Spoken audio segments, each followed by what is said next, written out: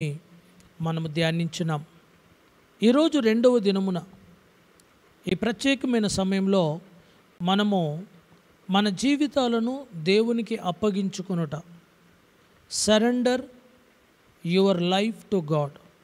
మీ జీవితాలను దేవునికి అప్పగించుకొనండి అనే అంశాన్ని మనము ధ్యానించబోతూ ఉన్నాం.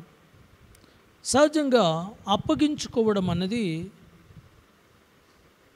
మన జీవితంలో అది ఒక బలహీనత కాదు, కానీ దేవుని యొక్క శక్తిని, జయమును పొందుటకు అది ఒక ద్వారమై ఉన్నది. మన జీవితాలను సంపూర్తిగా దేవునికి సమర్పించుకొని, దేవా నా జీవితాన్ని నీవు ఏలుమని మన జీవితాలను దేవునికి అప్పగించుకోవడం. సహజంగా అప్పగించుకోవడం అంటే ఏంటి? అప్పగించుకోవడం అంటే దేవుని అధికారానికి మరియు ఆయన ఉద్దేశానికి మనల్ని మనం అప్పగించుకోవడం, లేదా పూర్తిగా మనల్ని మనము దేవునికి సమర్పించుకోవడం. అయ్యా నా జీవితాన్ని నీవే ఏలుము, నీవే నన్ను నడిపించుము అని చెప్పి మన జీవితాలను దేవునికి అప్పగించడం. బైబిల్ గ్రంథంలో లూకా సువార్త 22 అధ్యాయము 43 వచనంలో యేసు ప్రభువు కూడా గెత్సెమని తోటలో ప్రార్థన చేస్తూ ఉన్నాడు. ఆయన ఏమంటున్నాడంటే,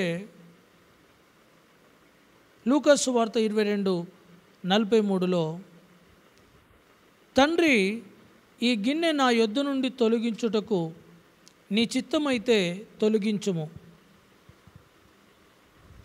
అయినను నా ఇష్టము కాదు నీ చిత్తమే సిద్ధించునుగాక అని ప్రార్థించాను. ఏమంటున్నాడు? అయ్యా నా చిత్తము కాదు నీ చిత్తం. యేసు ప్రభువు తనను తాను తండ్రికి అప్పగించుకుంటూ ఉన్నాడు. తన చిత్తాన్ని నెరవేర్చట్లేదు, తండ్రి చిత్తాన్ని నెరవేరుస్తూ ఉన్నాడు. అప్పగించుకోవడం అంటే మన ఇష్టము, మన చిత్తము నెరవేర్చడం కాదు, ఆయన ఇష్టము లేక దేవుని ఇష్టము, ఆయన చిత్తము. యేసు ప్రభువు అలాగే ప్రార్థన చేస్తూ ఉన్నాడు. అయ్యా నీ చిత్తమైతే ఈ గిన్నె నా నుండి తొలగించుము, అయినను నా ఇష్టము కాదు నీ చిత్తమే సిద్ధించునుగాక. నిజమైన అప్పగించుకోవడం అంటే మనకంటే ఎక్కువగా దేవునిని నమ్మడం. ఎంత వెల చెల్లించడమైనప్పటికీ విధేయత చూపించడం. కొన్నిసార్లు ప్రాణం అర్పించడము అనే వెల చెల్లించబడినప్పటికీ మనము ఆయన చిత్తము నెరవేర్చుటకు మనల్ని మనం అప్పగించుకోవడం. ఈరోజు ఆయనను అనుసరించడానికి మన సొంత ప్రణాళికను మార్చుకోవడం. ఈరోజు మా ఆలోచన కాదు నాయన, నీ ఆలోచన, మా ప్రణాళిక కాదు నీ ప్రణాళిక మా జీవితంలో నెరవేర్చుమని మనల్ని మనం అప్పజెప్పుకోవాలి. రెండవదిగా రోమీయులకు రాసిన పత్రిక 12 అధ్యాయము 1వ వచనం. కాబట్టి సహోదరులారా, పరిశుద్ధమైన దేవునికి అనుకూలమునైన సజీవ యాగముగా మీ శరీరములను ఆయనకు సమర్పించుకొనుడని దేవుని వాత్సల్యమును బట్టి మిమ్మును బతిమాలు కొనుచున్నాను. ఇట్టి సేవ మీకు యుక్తమై ఉన్నది. ఇక్కడ దేవుని యొక్క వాక్యం ఏమని చెప్తుందంటే, మీ శరీరములను కూడా ఆయనకు అప్పచెప్పుకోండి. సజీవ యాగముగా మీ శరీరములను ఆయనకి సమర్పించుకొనండి.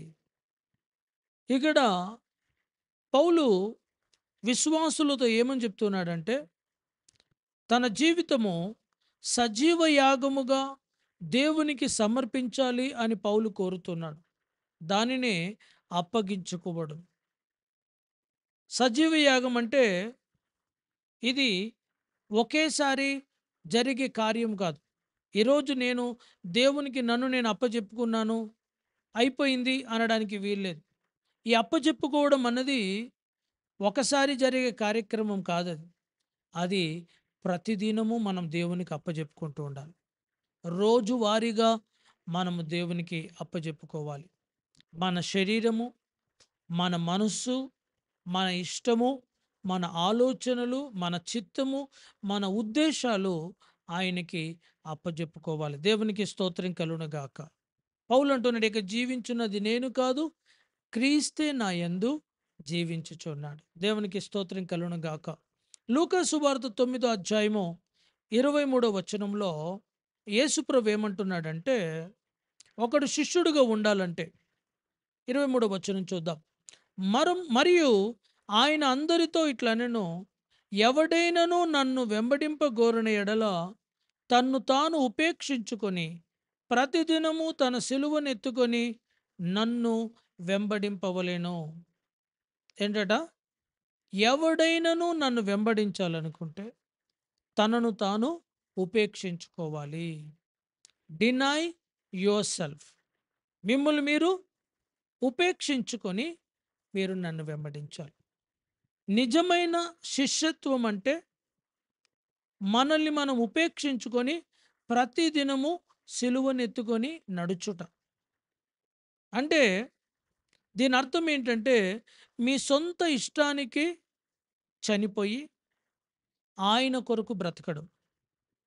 ఇక మీదట మీ ఇష్టాలు ఏమీ నెరవేర్చక దేవుని ఇష్టమే మీ జీవితంలో ప్రథమ కర్తవ్యం. కాబట్టి మీ ఇష్టము విషయంలో చనిపోయి ఆయన ఇష్టము విషయంలో మనము బ్రతకడం. దేవునికి స్తోత్రం కలుగునుగాక. అందుకనే పౌలు అంటున్నాడు, గలతీయులకు రాసిన పత్రిక 2వ అధ్యాయము 20వ వచనంలో ఆయన ఏమంటున్నాడంటే,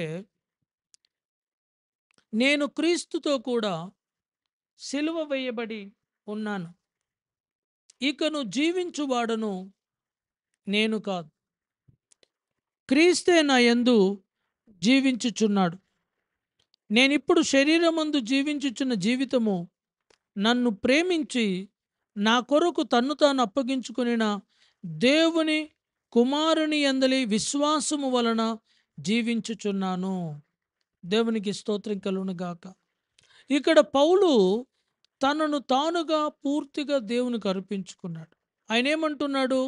నేను క్రీస్తుతో కూడా సిలువ వేయబడ్డాను. ఇక జీవించున్నది నేను కాదు, క్రీస్తే నా యందు జీవించుచున్నాడు. నేను శరీరమందు జీవించుచున్న ఈ జీవితము నా నేను పొందుకునని కాదు, ఇది నాకు వరముగా ఇవ్వబడింది. నన్ను ప్రేమించి తన్ను తాను అప్పగించుకునిన దేవుని కుమారుని యందలి విశ్వాసము వలన నేను జీవించుచున్నాను. దేవునికి స్తోత్రం కలుగునుగాక. అప్పగించుకోవడం అంటే క్రీస్తు నీలో నుండి ప్రత్యక్షపరచబడుట. పౌలు అంటున్నాడు, క్రీస్తు నాయందు జీవించుచున్నాడు. ఇప్పుడు మీరు ఏదైతే చూస్తున్నారో అది నేను కాదు, క్రీస్తే నాయందు జీవించుచున్నాడు. దేవునికి స్తోత్రం కలుగునుగాక. అది నిజముగా మనల్ని మనం దేవునికి అప్పగించుకొనుట, అది నిజముగా మనము దేవునికి సమర్పించుకొనుట. క్రీస్తు మన గుండా జీవించాలి, మన గుండా ప్రత్యక్షపరచబడాలి. హల్లెలూయా. నేను దాచబడాలి, క్రీస్తు మహిమపరచబడాలి, ప్రత్యక్షపరచబడవలసిన అవసరత ఉన్నది. దేవునికి స్తోత్రం కలుగునుగాక. అందుకని వాక్యము సామెతల గ్రంథము 3వ అధ్యాయము 5-6 వచనాలలో ఏమని చెబుతుంది అంటే, నీ స్వబుద్ధిని ఆధారము చేసుకోక నీ పూర్ణ హృదయముతో యెహోవా యందు నమ్మకముంచుము. నీ ప్రవర్తన అంతటి యందు ఆయన అధికారమునకు ఒప్పుకొనుము. అప్పుడు ఆయన నీ త్రోవలను సరళము చేయును. ఈరోజు నిన్ను నీవు దేవునికి అప్పగించుకున్నావు గనుక నీ ఆలోచన ద్వారా కానీ నీ బుద్ధి ద్వారా కానీ నువ్వు నడిపించబడద్దు. నీవు దేవుని ద్వారా నడిపించబడాలి, దేవుని యందు నమ్మిక ఉంచాలి. నీ ప్రవర్తన మీద ఆయన అధికారానికి నీవు ఒప్పుకోవాలి. నిజమైన అప్పగించుకోవుటలో దేవుని యందలి నమ్మకము, అది పూర్తి నమ్మకం. దేవునికి స్తోత్రం కలుగునుగా. Trusting God completely. ఏమాత్రం 1% కూడా నీవు అపనమ్మిక కలిగి ఉండకుండా 100% దేవుని యందు నమ్మిక ఉంచుటని. కొన్నిసార్లు నువ్వు వెళ్తున్న మార్గము నీకు అర్థం కాకపోయిండొచ్చు. అయినప్పటికీ దేవుని నమ్ముట. ఒక తండ్రి వెంట ఒక కుమారుడు తండ్రిని నమ్మి తండ్రి ఎటు తీసుకొని వెళ్ళినప్పటికీ అక్కడికి వెళ్ళడానికి కుమారుడు సిద్ధపడతాడు. అలాగే నీవు కూడా పూర్తిగా నీకు అర్థము కానటువంటి మార్గమును నువ్వు వెళ్తున్నప్పటికీ దేవుని యందు పూర్తిగా నమ్మిక ఉంచి మనల్ని మనము దేవునికి అప్పజెప్పుకోవాలి. హల్లెలూయా. యేసు ప్రభు సిలువ దగ్గరికి వచ్చిన తర్వాత కూడా ఆయన వేదన పడుతూ ఉన్నాడు. అతనిలో ఉన్న వేదన ఎలా మారింది అంటే మత్తయి సువార్త 26వ అధ్యాయము 39వ వచనము, కొంత దూరము వెళ్ళి సాగిలపడి, నా తండ్రి, సాధ్యమైతే ఈ గిన్నె నా యొద్ద నుండి తొలగిపోనిము, అయినను నా ఇష్ట ప్రకారము కాదు, నీ చిత్త ప్రకారమే కానిమ్మని ప్రార్థించెను. My father, if it is possible, let this cup pass from me, yet not as I will but as you will. నేను అనుకున్నట్టుగా కాదు, ఈ గిన్నె తొలగిపోవాలని నాకున్నప్పటికీ నా ఉద్దేశం కాదు, నీ ఉద్దేశమే, నీ చిత్త ప్రకారమే కానిమ్ము. హల్లెలూయా. అంతగా మరణము పొందినంతగా యేసు ప్రభు తనను తాను తండ్రికి అప్పగించుకున్నాడు. దేవునికి స్తోత్రం కలుగునుగాక. హల్లెలూయా. నిజమైన సమర్పణకి, అప్పగించుకున్నటకు నిజమైన మాదిరి ఎవరైనా ఉన్నారంటే యేసు ప్రభువే. Perfect example. ఆయనే నిజమైన మాదిరై ఉన్నాడు. దేవునికి స్తోత్రం కలుగునుగాక. తన శరీరము, తన మానవ శరీరము ఆ యొక్క మరణాన్ని ఎదురిస్తూ ఉన్నది. అయినప్పటికీ ఆయన తండ్రి ప్రణాళికకు, తండ్రి చిత్తానికి తనను తాను అప్పజెప్పుకున్నాడు. దేవునికి స్తోత్రం కలుగునుగాక. మూడోదిగా, దేవుడు మనల్ని ఎందుకు అప్పగించుకొనుమని చెబుతూ ఉన్నాడు. Why God calls us to surrender.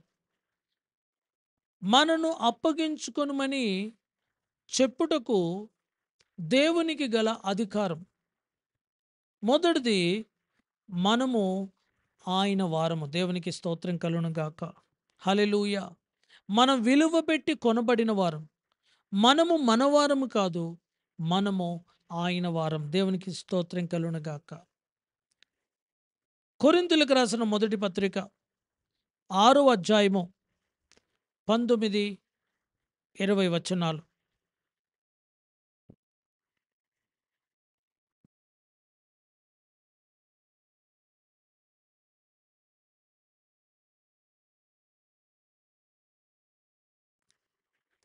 మీ దేహము దేవుని వలన మీకు అనుగ్రహింపబడి మీలోనున్న పరిశుద్ధాత్మకు ఆలయమై ఉన్నదని మీరు ఎరగరా. మీరు మీ సొత్తు కారు, విలువ పెట్టి కొనబడిన వారు గనుక మీ దేహముతో దేవుని మహిమపరచుడి. ఏంటట? మనము మన సొత్తు కాదు, మనము ఆయన సొత్తై ఉన్నాం. ఆయన తన రక్తమును కార్చి తన ప్రాణమును పెట్టి మనల్ని ఆయన కొన్నాడు. కాబట్టి మనము ఆయన వారము గనుక ఆయనకి మన మీద సంపూర్ణమైన హక్కు ఉన్నది. అందుకని మనల్ని సమర్పించుకోమని ఆయన పిలుపునిస్తూ ఉన్నాడు. ఎందుకంటే మనము ఆయన సొత్తు గనక. తరువాత మన జీవితంలో ఏది ఆశీర్వాదకరమో మనకు తెలవదు. ఆయనకు తెలుసు కనుక. అప్పుడప్పుడు నేను కొంతమందిని ఐస్ క్రీమ్ తినడానికని ఒకవేళ తీసుకొని వెళ్తే వాళ్ళు అడుగుతారు పిల్లలు, "అంకుల్ మీరే ఇప్పియండి." అంటే వాళ్ళకి ఏది మంచిదో తెలియదు కనుక పూర్తిగా నేను ఏదైతే కొని ఇస్తానో దానిని వారు తీసుకోవడానికి ఇష్టపడుతూ ఉంటారు. కాబట్టి ఈరోజు ఏది మంచిదో మన తండ్రికి తెలుసు కనుక మనల్ని మనము ఆయనకు అప్పజెప్పుకోవడాన్ని బట్టి దేవునికి స్తోత్రం కలుగును గాక. ఆయన మన జీవితంలో మంచి కార్యాలు చేయడానికి అవకాశం ఉంది. అందుకోసమే యిర్మీయా గ్రంథము 29వ అధ్యాయము 11వ వచనంలో ఏమనుందంటే, నేను మిమ్మును గూర్చి ఉద్దేశించిన సంగతులు నేనెరుగుదును. రాబోవు కాలమందు మీకు నిరీక్షణ కలుగునట్లుగా అవి సమాధానకరమైన ఉద్దేశములే కానీ హానికరమైనవి కావు. ఇదే యెహోవా వాక్కు. ఏంటట? దేవుడు మన పట్ల ఉద్దేశించిన సంగతులు అవి మనకి ఆశీర్వాదం. దేవునికి స్తోత్రం కలుగునుగాక. అవి సమాధానకరమైనవి. అవి హానికరమైనవి కావు. గనక మన భవిష్యత్తు ఏమై ఉన్నదో అవన్నీ కూడా దేవుని యొక్క హస్తగతములో ఉన్నాయి. కాబట్టి మన భవిష్యత్తులో మంచి జరగాలి, మంచి నిర్ణయాలు తీసుకోవాలి, దేవుని యొక్క ప్రణాళిక మన జీవితంలో నెరవేరాలి అంటే మనకు మనముగా దేవునికి అప్పజెప్పుకోవాలి. దేవునికి స్తోత్రం కలుగును గాక. హల్లెలూయా! ఎందుకంటే ఈ యొక్క అప్పజెప్పుకొనుట ద్వారా మనం విడుదల పొందుతాం. వాక్యం చెప్తుంది, తన ప్రాణమును రక్షించుకొనగోరువాడు దానిని పోగొట్టుకుంటాడు. నా నిమిత్తము తన ప్రాణమును పోగొట్టుకునివాడు దానిని దక్కించుకుంటాడు. హల్లెలూయా! ఎవరైతే దేవుని నిమిత్తము పోగొట్టుకోవాలనుకుంటారో వారు కాపాడుకుంటారని వాక్యం చెప్తోంది. కాబట్టి ఈరోజు దేవుని నిమిత్తము మనల్ని మనము అప్పజెప్పుకొనవలసిన అవసరత ఉంది. అది మనని స్వాతంత్రములోకి, మన ప్రాణమును దక్కించుకోవడానికి ఉపయోగపడుతుంది. హల్లెలూయా! బైబిల్ గ్రంథంలో తమను తాము అప్పజెప్పుకున్న వారు ఎవరు? తండ్రి చిత్తానికి అప్పజెప్పుకున్న వారు ఎవరో మనం చూద్దాం. వాళ్ళు ఏ విధంగా అప్పజెప్పుకున్నారో మనం చూడగలము. మొదటిగా అబ్రహాము. ఆదికాండం 22 అధ్యాయంలో దేవుడు అతనికి ఒక ఆజ్ఞనిచ్చినాడు. ఏంటంటే, నీవు నీ కుమారుని నాకు బలిగా అర్పించుము. అయితే తన యొక్క హావభావాలన్నిటినీ కూడా దేవునికి అప్పజెప్పినాడు. తన కుమారుణ్ణి బలిగా అర్పించుటకు సిద్ధపరిచి బలి అర్పించబోతుండగా అతనికి స్వరము వినబడింది. అంటే తనకు హావభావాలు ఉన్నాయి. ఎమోషన్‌గా అతడు మూవ్ అవుతున్నాడు. అయినప్పటికిని తన హావభావాలను పక్కన పెట్టి దేవునికి విధేయత చూపించినాడు. దేవునికి స్తోత్రం కలుగును గాక. దానిని అప్పజెప్పుకోవడం అంటారు. ఇష్టము లేకపోయినప్పటికిని దేవునికి విధేయత చూపించడం. కొన్నిసార్లు మనం ఏం చేస్తామంటే మనకిష్టమైతేనే చేస్తాం. కష్టమైతే దాన్ని విడిచిపెడతాం. నిజమైన విధేయత, నిజమైన అప్పజెప్పుకోవడం అంటే మనకిష్టము లేకపోయినా మనం ఆ కార్యాన్ని చేయడము, దేవునికి విధేయత చూపించడం అన్నది అప్పజెప్పుకోవడం. ఈరోజు దేవుడు ఎవరి గురించి మాట్లాడుతున్నాడో నాకు తెలవదు. ఏ వాక్యం వింటూ ఉన్నప్పుడు దేవుడు నీతో మాట్లాడుతున్నాడేమో. రెండవదిగా మోషే గురించి మనము చూస్తూ ఉన్నాం. నిర్గమకాండము 3 అధ్యాయము, 4 అధ్యాయమును మనం చూస్తే దేవుడు మోషేతో మాట్లాడుతూ ఉన్నాడు. ఇదిగో నేను నా యొక్క జనుల యొక్క మొరను విన్నాను. నీవు ఐగుప్తునకు వెళ్ళి వారిని విడిపించుకొని రావాలంటాడు. అనేకమైన సాకులు మోషే చెప్పినప్పటికీ చివరికి దేవుని యొక్క చిత్తము నెరవేర్చుటకు తనను తాను అప్పజెప్పుకున్నాడు. దేవుని యొక్క మాట ప్రకారము వెళ్ళనను వెళ్ళను అని చెప్పిన వాడు ఐగుప్తుకి వెళ్ళినాడు. దేవుని చిత్తాన్ని నెరవేర్చినాడు. దేవునికి స్తోత్రం కలుగును గాక. మూడవదిగా మరియను మనం చూస్తూ ఉన్నాం. కొత్త నిబంధనలో లూకాసు వార్త 1 అధ్యాయము 38 వచనం. లూకాసు వార్త 1 అధ్యాయము 28 వచనం. అందుకు మరియా, ఇదిగో ప్రభువు దాసురాలను, నీ మాట చొప్పున నాకు జరుగునుగాక నేను. అంతట దూత ఆమె యొద్ద నుండి వెళ్ళెను. దేవునికి స్తోత్రం కలుగును గాక.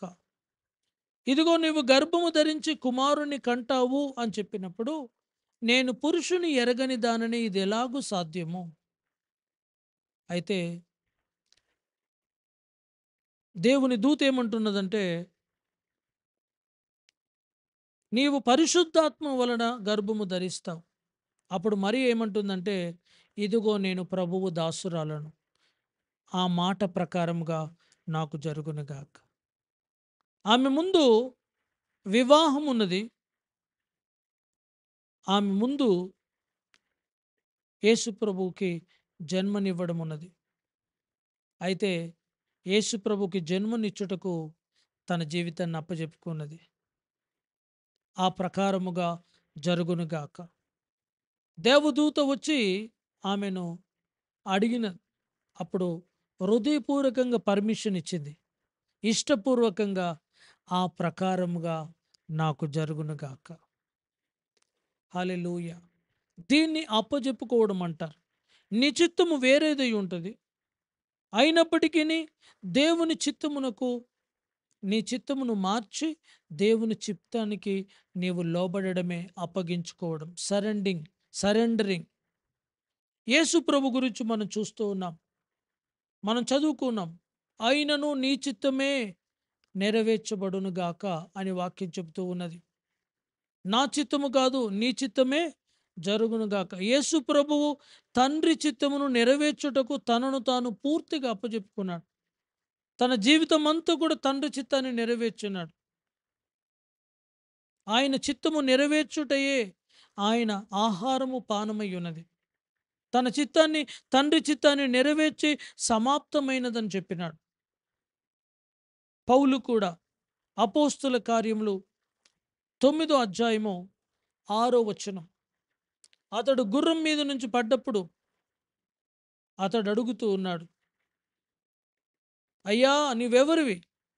లేచి పట్టణంలోనికి వెళ్ళుము, అక్కడ నీవు ఏమి చేయవలెననో అది నీకు తెలియబడునని చెప్పెను. నీవెవరివి? నేనేం చెయ్యాలి? హల్లెలూయా. 9 అధ్యాయము అపోస్తుల కార్యములు 5 వచనం చూద్దాం. మనం ఇప్పుడు చూసింది 6 వచనము.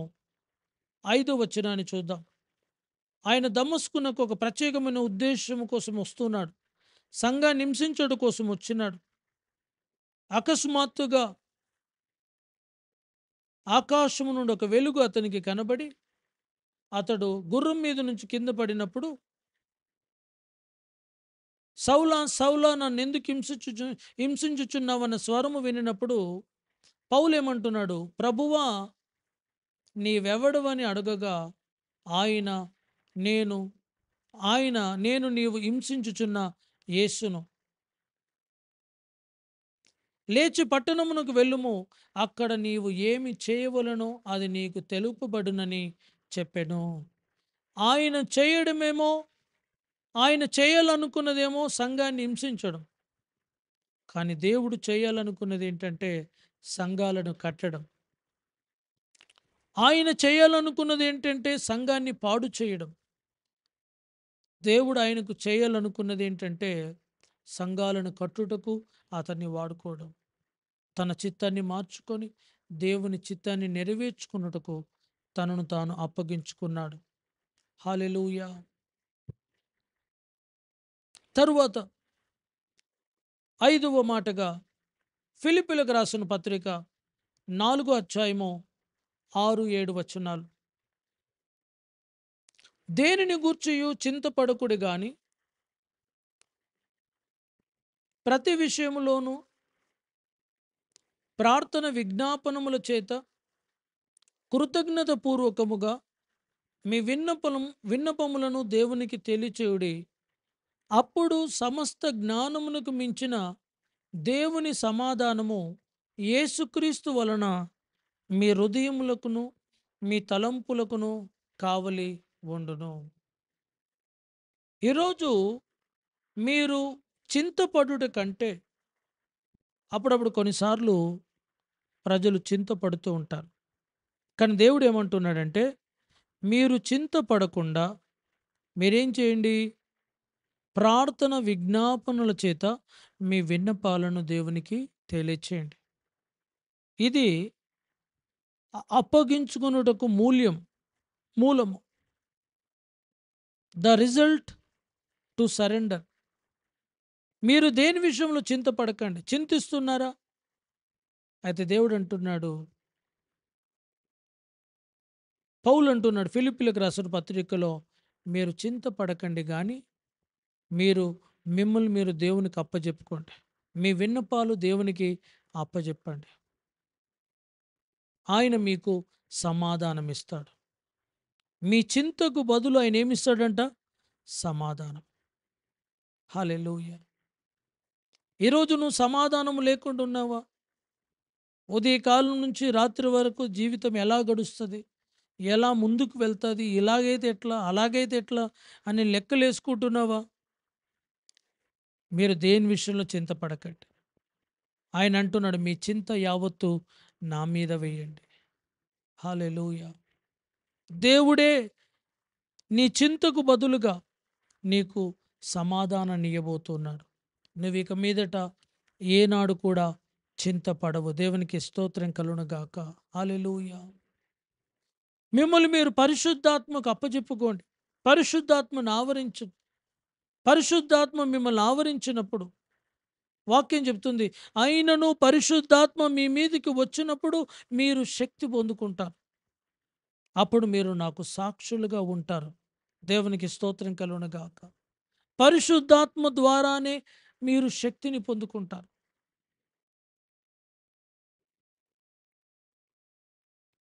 పరిశుద్ధాత్మ మీకు దిశ నిర్ధారణ చేస్తాడు, ఎటువైపునకి వెళ్ళాలి. హల్లెలూయా. అప్పుడప్పుడు చాలామంది జీవితాలలో వారు ఎలా ఉంటారంటే, వారి జీవితానికి ఒక ఉద్దేశము లేనట్టుగా ఉంటారు. ఒక పర్పస్ లేనటువంటి వారిగా ఉంటారు. ఎటువైపున వెళ్ళాలో వారికి తెలవదు. ఒకడు గాలిని పట్టుకోవడానికి పరిగెత్తుతున్నట్టుగా, ప్రయాసపడుతున్నట్టుగా ఉంటుంది. ఎందుకోసం బ్రతుకుతున్నామో తెలవదు. ఎటువైపునకు వెళ్తుందో జీవితము తెలవదు. మీరు అనుకోవచ్చు, ఇట్లాగైతే ఎట్లా? అసలు నా జీవితం ఎటువైపు పోతుందో నా అధీనంలో లేదు. ఒకవేళ మీరు కారులో ప్రయాణం చేస్తూ బ్రేక్ కనుక ఫెయిల్ అయిందంటే కారు మీ ఆధీనంలో ఉండదు. అది ఎటువైపు వెళ్తున్నదో మీకే తెలియదు. కొంతమంది జీవితాలు కూడా అలాగున్నాయి. కానీ వాక్యం ఏమని చెప్తుంది? వాగ్దానం చేయబడుతుంది ఏంటంటే, రోమీయులకు రాసిన పత్రిక 8వ అధ్యాయము 14వ వచనంలో, మీరుగా నడిపించబడద్దు గాని దేవుని ఆత్మచేత ఎందరు నడిపించబడుదురో వారందరూ దేవుని కుమారులై యుందురు. హల్లెలూయా. ఈరోజు నీ అంతట నీవు నడిపించబడద్దు గాని దేవుని యొక్క ఆత్మచేత నడిపించబడాలి. నీవు దేవుని అంగీకరించినావా? ఎందరైతే దేవుని అంగీకరిస్తారో వారు దేవుని పిల్లలవుతారు. ఎందరైతే తన ఆత్మ ద్వారా నడిపించబడతారో వారు దేవుని కుమారులవుతారు. పరిపక్వత దశలోకి వారు వెళ్తారు. కాబట్టి ఈరోజు ప్రతిరోజు ఉదయం లేవగానే నువ్వు అడగాలి, పరిశుద్ధాత్మ దేవుడా నన్ను ఈ దినము నడిపించు. పరిశుద్ధాత్మ అనే గాలి ఎటువైపునకు వీస్తుందో అటువైపునకు నన్ను నడిపించు. వ్యతిరేకమైన దిశకు వెళ్తావా? అప్పుడు నువ్వు ఆటంకము, ఇబ్బందిని ఎదుర్కొంటావు, అలిసిపోతావు. దేవునికి స్తోత్రం కలుగునుగాక. కీర్తన రెండవ కొరింథీయులకు రాసిన పత్రికలో 3వ అధ్యాయం 17వ వచనంలో అక్కడ వాక్యం ఏమని చెప్తుందంటే, ప్రభువే ఆత్మ, ప్రభు యొక్క ఆత్మ ఎక్కడ ఉండునో అక్కడ స్వాతంత్రము ఉండును. There is joy and freedom. ప్రభు ఆత్మ ఎక్కడ ఉంటుందో అక్కడ సమాధానం ఉంటుంది, సంతోషం ఉంటుంది, ఆనందం ఉంటుంది, స్వాతంత్రం ఉంటుంది. హల్లెలూయా. పరిశుద్ధాత్మ నిన్ను ఎక్కడైతే ఉంచుతూ ఉన్నాడో, ఎక్కడికైతే నడిపిస్తూ ఉన్నాడో, నీవు అక్కడికి వెళ్ళవలసిన అవసరం ఉన్నది. దేవుని ఆత్మ చేత నడిపించబడాలి. ప్రభు ఆత్మ ఎక్కడ ఉంటుందో అక్కడ స్వాతంత్రం ఉంటుంది కనుక ఆ స్వాతంత్రమును, ఆనందమును నీవు అనుభవించాలి. హల్లెలూయా. అది మనకు ప్రతిఫలం ఇవ్వబోతూ ఉన్నది. నిత్యత్వపు ప్రతిఫలము రావాలి అని అంటే, ఏ రోజు నీవు దేవుని యొక్క కార్యాలు చేయుట కొరకు నిన్ను నువ్వు అప్పజెప్పుకోవాలి. పౌలు తన జీవితంలో ఏమంటున్నాడంటే, నన్ను నేను క్రీస్తుకు ఖైదీగా సాగిపోతూ ఉన్నాను. ఒక ఖైదీ ఆ యొక్క భటుల, రక్షక భటుల యొక్క ఆధీనంలో ఉంటాడు. అట్లాగే ఈయనేమంటాడు, నేను ఒక ఖైదీగా నన్ను నేను దేవునికి అప్పజెప్పుకుంటున్నాను. ఆయన నన్ను ఎక్కడికి తీసుకొని వెళ్తాడో నేను అక్కడికి వెళ్తాను. హల్లెలూయా. అందుకని ఆయన తిమోతికి రాసిన రెండో పత్రిక 4వ అధ్యాయము 7, 8 వచనాలలో,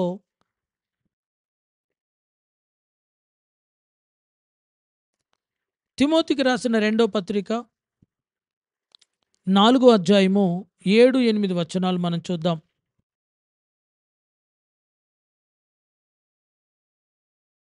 మంచి పోరాటము పోరాడి తిని, నా పరుగు కడముట్టించి తిని, విశ్వాసము కాపాడుకొంటిని. ఇక మీదట నా కొరకు నీతి కిరీటం ఉంచబడి ఉన్నది. ఆ దినమందు నీతిగల న్యాయాధిపతి అయిన ప్రభువు అది నాకు మాత్రమే కాకుండా తన ప్రత్యక్షతను అపేక్షించు వారికందరికీ అనుగ్రహించును. హల్లెలూయా. ఇక్కడ పౌలు అంటున్నాడు, నేను మంచి పోరాటమును పోరాడితిని. దేవునికి నన్ను నేను అప్పగించుకొనిన నాట నుండి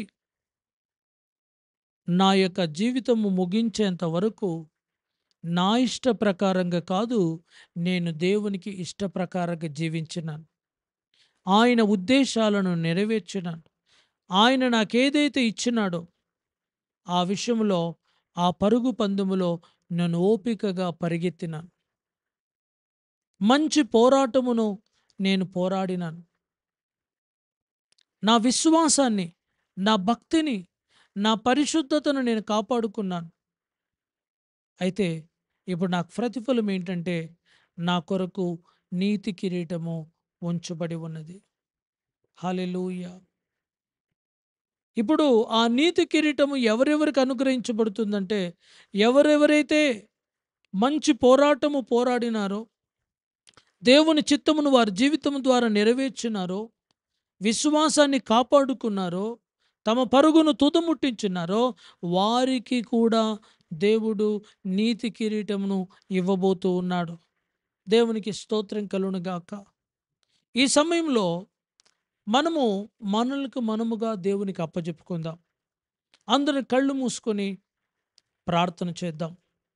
ఈ ప్రార్థన ద్వారా మనమందరము కూడా దేవునికి అప్పజెప్పుకొనబోతూ ఉన్నాం. అయ్యా, ఇక మీదట నా చిత్తము కాదు, నీ చిత్తమే నా జీవితంలో జరుగునుగాక. ఈ దినము నీ వాక్యానికి నన్ను నేను అప్పజెప్పుకుంటూ ఉన్నాను. నీ యొక్క పిలుపుకు నన్ను నేను అప్పజెప్పుకుంటూ ఉన్నాను. అబ్రహాము, మోషే, మరియా, పౌలులు ఏ విధముగా, యేసు ప్రభులు వారు ఏ విధముగా అప్పజెప్పుకున్నారు, నేను కూడా ఆ విధముగా నన్ను నేను అప్పజెప్పుకుంటూ ఉన్నాను. ఇక మీదట నేను చింతించను. నా చింత యావత్తు ఆయనకు అప్పగిస్తాను. ఇక మీదట నా సొంత బలము మీద ఆధారపడను, నేను ఆయన బలము మీద ఆధారపడతాను. ఆయనకు సాక్షిగా మాత్రమే జీవిస్తాను. నేనెక్కడికి నడిపించబడాలో కాదు, కానీ దేవుని ఆత్మ ఎటు నడిపించబడుతుందో అక్కడికి వెళ్ళుటకు నన్ను నేను అప్పచెప్పుకుంటూ ఉన్నాను. ప్రభు ఆత్మ ఎక్కడ ఉండునో అక్కడ ఉండుటకు నన్ను నేను అప్పచెప్పుకుంటూ ఉన్నాను. దేవుడు నాకు అప్పచెప్పిన పిలుపు, పోరాటము, పరుగును నేను తుదముట్టించబోతూ ఉన్నాను. నా విశ్వాసాన్ని కాపాడుకుంటా. నా కొరకు నీతి కిరీటం ఉంచబడి ఉన్నది.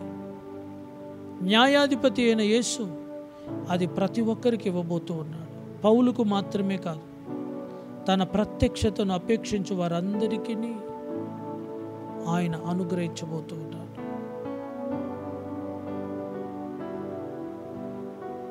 ఈరోజు దేవుణ్ణి అడుగుదాం మనమందరం కూడా. ప్రేయర్ ఆఫ్ సరెండర్, అప్పగించుకుని ప్రార్థన చేద్దాం. అందరి కళ్ళు మూసుకోండి. ఇది చాలా ప్రాముఖ్యమైన సమయం. ఈరోజు నీ జీవితాన్ని దేవుని యొక్క హస్తములో పెట్టు. అయ్యా, నా హృదయాన్ని నీకు అర్పిస్తూ ఉన్నాను, నా ప్రణాళికను నీకు అర్పిస్తూ ఉన్నాను, నా చిత్తమును మీకు అప్పచెప్తూ ఉన్నాను. నాకు అర్థము కానటువంటి పరిస్థితుల్లో కూడా నేను నిన్ను వెంబడించుటకు నాకు బోధించుకున్నాను. నీ చిత్తము నా జీవితంలో సంపూర్తిగా నెరవేరునుగాక. పరిశుద్ధాత్మ చేత నన్ను నింపండి నాయన. నీ వాక్యానికి విధేయత చూపించున్నట్లు నన్ను నేను సజీవ యాగముగా నీకు సమర్పించుకుంటూ ఉన్నా. మీ కొరకు ప్రార్థన చేస్తాను. స్తోత్రం తండ్రి యేసయ్య, నీ పరిశుద్ధ నామాన్ని బట్టి నీకు వందనాలు. ఈ దినపు ఉపవాస ప్రార్థనలో మీరు తోడుగా ఉన్నారు. నీ బిడ్డలందరూ కూడా నేను స్తుతించి నేను ఆరాధించి ఉన్నారు. తమను తాము మీకు అప్పచెప్పుకుంటుండగా తమ శరీరములు, తమ ఆలోచనలు, తమ చిత్తము, తమ పనులన్నీ కూడా మీకు అప్పచెప్తుండగా నాయన, వారన్ని విషయాలలో మార్పు చెందుదురుగాక. వారు మనసు మారి నూతనమగునుగాక నాయన. ఈ లోక మర్యాదను అనుసరింపక నీ వాక్యమును అనుసరించుదురుగాక. నీవు ఏ పిలుపుతైతే వారిని పిలుచున్నావో ఆ పిలుపును తుదముట్టించుదురుగాక. వారి పరుగును, వారి పోరాటమును వారు తుదముట్టించుదురుగాక. వారి కొరకు దాచబడిన నీతి కిరీటం వారు పొందుకొనుటకు పరిగెత్తుదురుగాక నాయన. ఇక మీదట నాయన, వారు తమ స్వబుద్ధిని ఆధారము చేసుకోకుండా పూర్ణ హృదయముతో, పూర్ణ వివేకముతో మిమ్మల్ని వెంబడించుటకు సహాయించు. వారి మార్గములను నీకు అప్పచెప్పుదురుగాక నాయన. ఇక మీదట నాయన, వేళ చెల్లించవలసినప్పటికీ వారు విధేయత చూపించుటలో వెనుకడుగు వేయకపోదురుగాక. అబ్రహాము వలె, మోషే వలె, మరియ వలె, పౌలు వలె తమ జీవితాలను నీకు అర్పించుదురుగాక. యేసు ప్రభులాగా మేమందరము చెప్పగలుగుతాము కాక, అయ్యా నా చిత్తము కాదు నీ చిత్తమే నా జీవితంలో నెరవేరునుగా. ఈరోజు మేమందరము కూడా మనస్ఫూర్తిగా మమ్మల్ని మేము అప్పచెప్పుకుంటున్నాం. మా జీవితాలను మీరే ఏలి ముందుకు నడిపించమని యేసు నామములో ప్రార్థన అడిగి వేడుకొనుచున్నాము తండ్రి. ఆమేన్, ఆమేన్, ఆమేన్.